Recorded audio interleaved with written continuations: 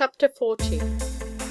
October was rapidly passing, and Elizabeth had received no acknowledgment of her letter to Mrs. Wentworth. This occasioned her to some surprise, for Anne was a punctilious correspondent, and certainly would not have allowed such an important question as had been put to her to remain long unanswered.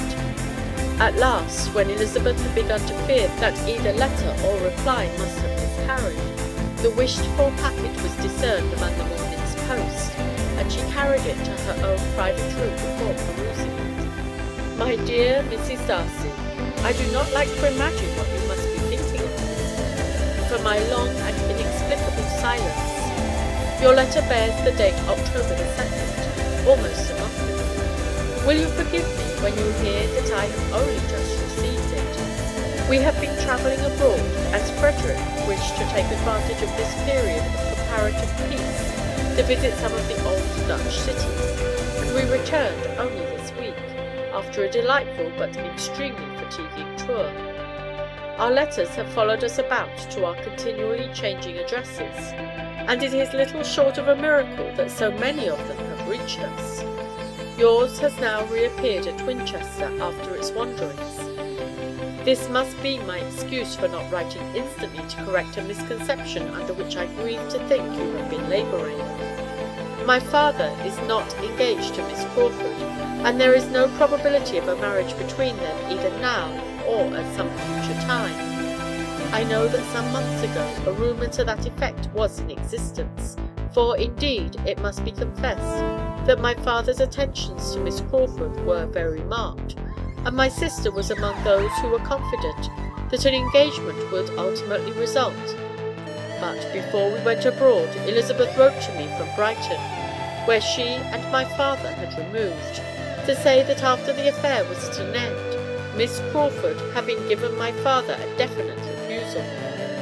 I think they were a great deal vexed and disappointed, which was perhaps natural, for my father had counted upon succeeding, and it would have been a very advantageous match for him. But I cannot help thinking that there would not have been any great happiness in it for either of them. It was not altogether suitable. But, dear Mrs. Darcy, I should not weary you with my comments. In such a case as this, everyone can supply their own. I do not know where Mrs. Grant and Miss Crawford are now, but I conclude in Bath. The only news of them that has reached me, besides what I have stated, was, I am sorry to say, that Miss Crawford had been ill, but I heard no particulars. All this seems bold and unsatisfactory. I wish I could have given you better and earlier information. Pray give our warm regards to Mr. Darcy and his sister.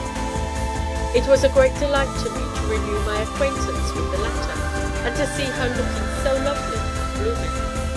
Her countenance expresses so much sensibility that one is convinced she must have a tender heart, and one hopes that life may always be kind to her.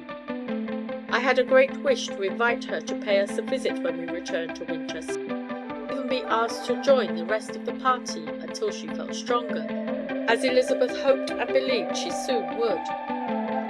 The letter was expressive of the writer's goodwill, and she trusted that it might do away with any remaining unwillingness that Miss Crawford might have felt in renewing an acquaintance which had indirectly caused her so much pain.